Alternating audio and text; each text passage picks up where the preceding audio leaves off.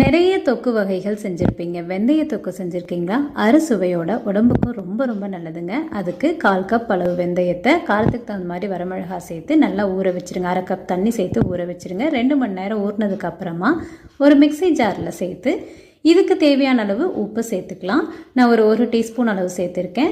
இப்போ அதுலேருந்து தண்ணியோட மட்டும் சேர்த்து அரைச்சி எடுத்தாச்சு. இப்போ ஸ்டவ் ஆன் பண்ணி கடாய் வச்சு ஒரு 2 டேபிள் ஸ்பூன் ஃபுல்லாக நல்லெண்ணெய் சேர்த்துக்கோங்க. நல்லெண்ணெய் சேர்த்து செய்கிறப்போ ரொம்ப ரொம்ப நல்லது.